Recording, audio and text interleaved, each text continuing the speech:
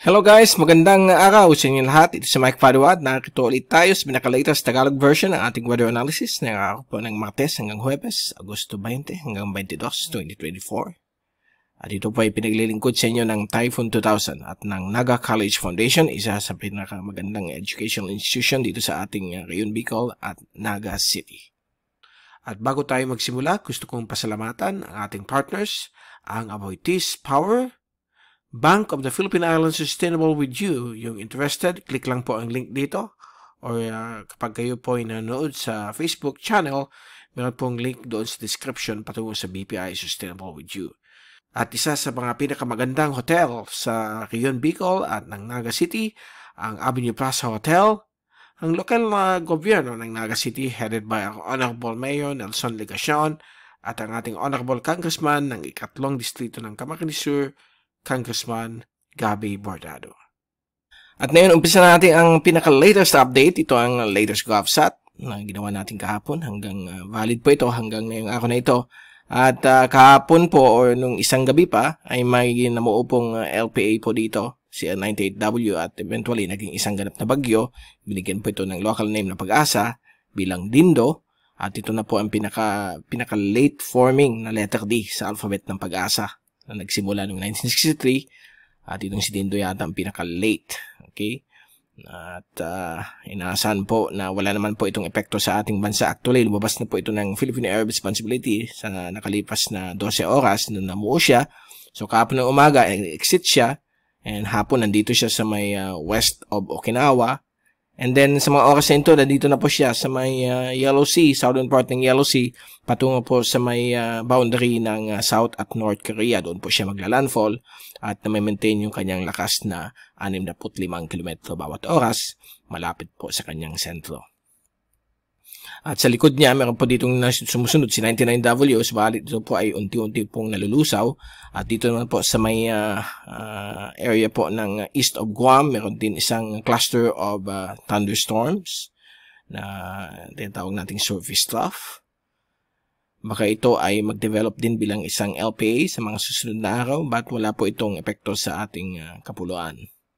At ang natiling epekto po ay yung napakihinang habagat dito po sa may bahagi po ng Batanes, Babuyong Group of Islands. Yun lamang po ang naapektuhan dahil po nasa dry phase pa rin tayo ng Madden-Julian Oscillation.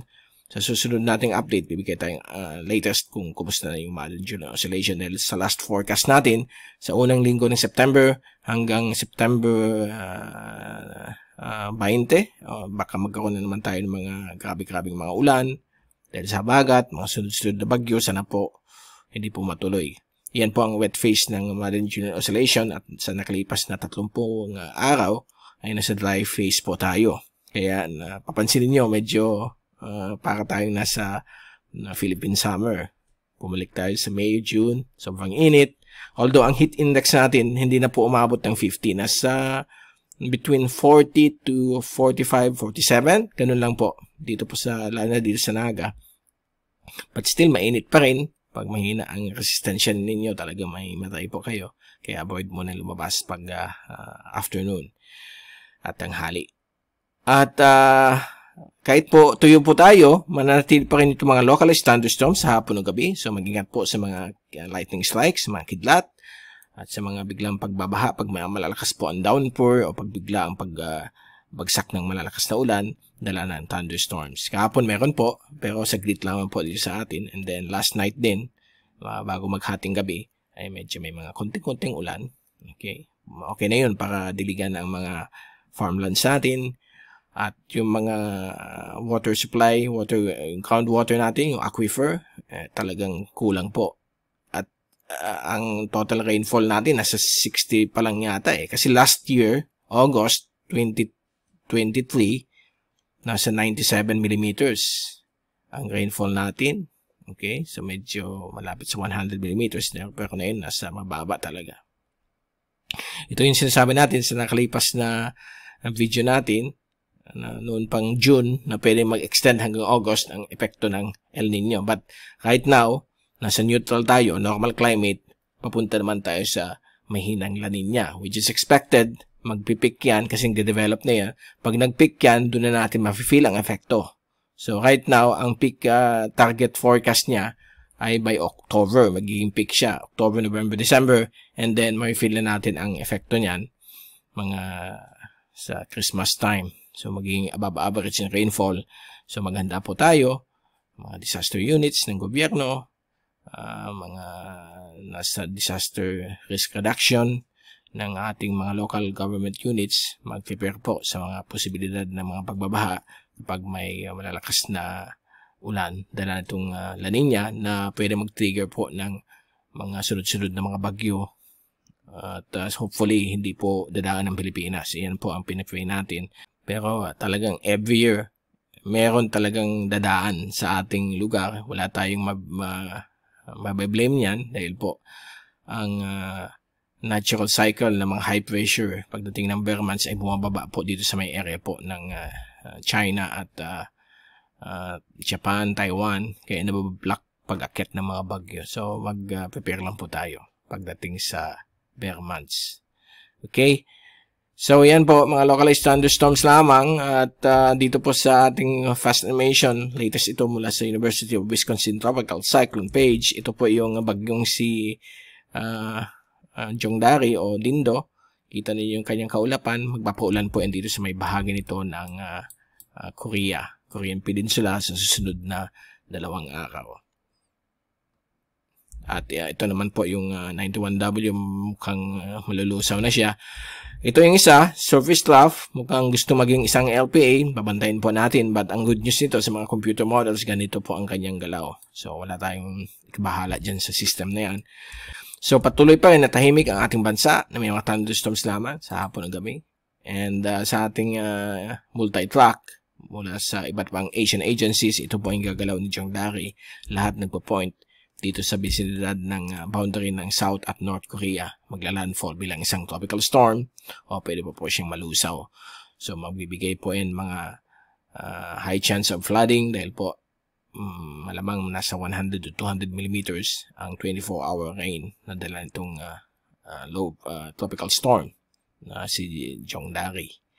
At within the next 36 hours o 24 to 36 hours, magla-landfall na po yan dyan. Okay?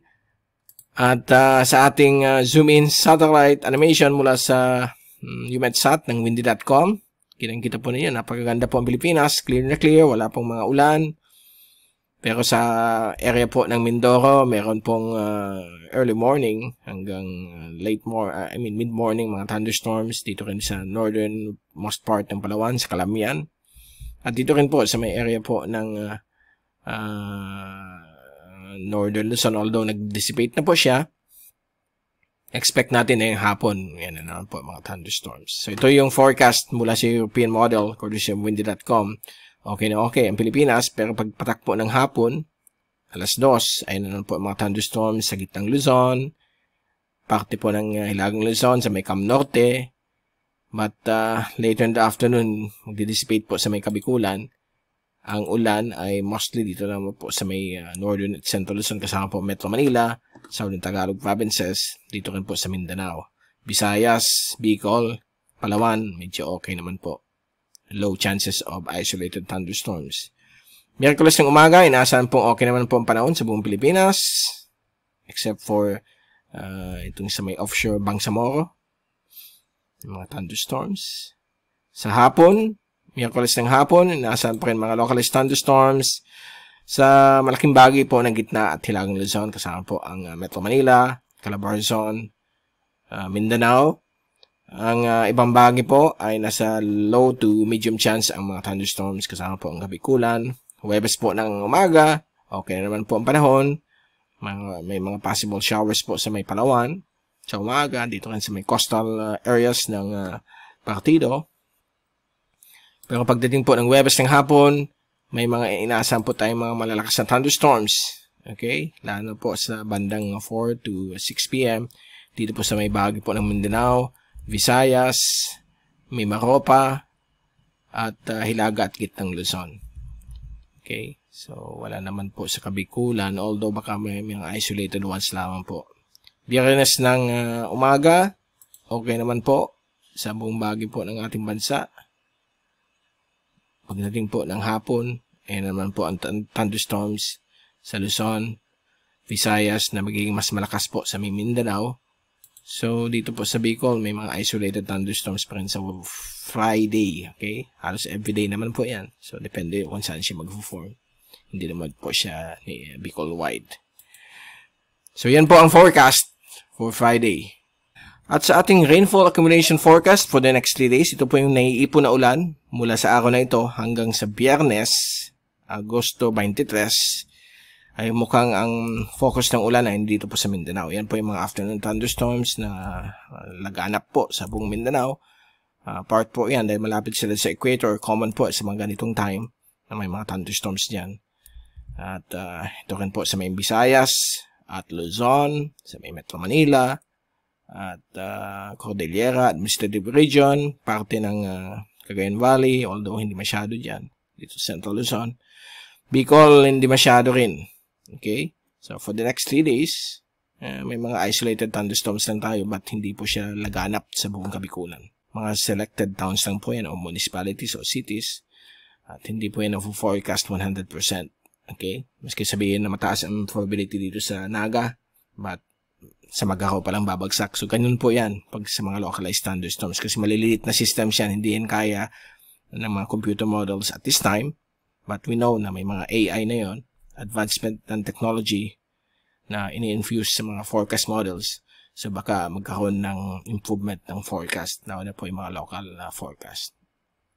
Kaya nanatili pa rin nasa 50 to 70% ang accuracy ng 24-hour forecast. So, just imagine, yung ikalawa, ikatlo hanggang ika-5 araw na forecast, umpisa na yon, bagsak ang probability niyan. Kaya every day, every 12 hours is check ninyo ang forecast kung meron kayo activity in the coming days. Okay?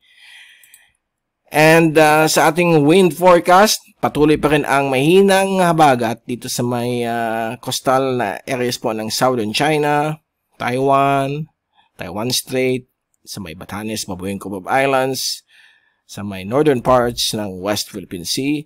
Ang buong Pilipinas ay talagang tahimik. Okay? Variable winds. At nakakamiss na nga yung preskong mahangin na panahon. Huwag lang may malalakas na ulan kasi yan yung ayaw natin. At sa Miyerkules, itong mahinang habagat hihina. Okay? Nandito lamang po siya sa may Taiwan, sa may coastal waters po ng Hainan. The rest ng ating bansa talagang kalmado. Okay? Tahimik, variable winds. So, yung mga tahimik po, usually vertical development ng mga thunderstorms, may nag-form po yan. But, yan yung sinabi ko dito naman po sa Mindanao at Luzon, ang medyo laganap po mga thunderstorms sa hapon gabi. At sa Huwebes ng hapon, ay magkakaroon po tayo ng may hinang hangin mula sa hilagang silangan. Okay? Light northeasterly winds. Dahil po, meron pong gusto mag-form dito na LPA. So, ito yung pinupush ng yung environmental winds na papunta sa ating lugar. So, patuloy pa rin. Nasa break ang habagat, okay? Ang nakakatakot yung September kasi yung pinapakita ng Madden-Julian Oscillation, yung wet phase, baka bumalik na naman mga lalakas na habagat. So, heads up lang po sa mga kababayan natin sa western parts ng ating bansa. Western Luzon, Ilocos Region, western parts ng Central Luzon, Imacopa, Western Visayas, Western Mindanao. So, dapat lagi tayong handa. So, Friday, yan, patuloy pa rin yung light northerly winds sa coastal waters ng Kabikulan, Partido, Catanduanes, dito po sa may area po ng Southern Quezon, Pulilio. Pati nga dito sa may west coast ng Luzon, mukhang may light northerly winds. Okay? Part yan, pag may mga break ang habagat, talagang nagkakaroon tayo ng mga indefinite winds mula sa norte. At ito yung mukhang may mag-form na LP dito pero napakahina. Hindi kaya maging malakas. Dito sa may Palau, eastern shorelines ng Soxagen, sa may Davao Oriental, mukhang southwesterly konti. So, yan po ang forecast sa hangin hanggang Biyernes. So, waves. Walang problema po. Yung mga mag-fishing, now is the opportunity to fish around.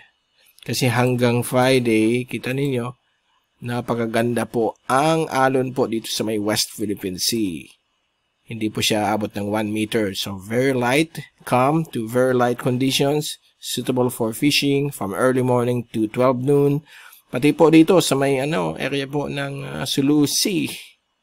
Okay, Palawan area, sa may Sibuyan Sea, Ragay Gulf, Visayan Sea, perfect.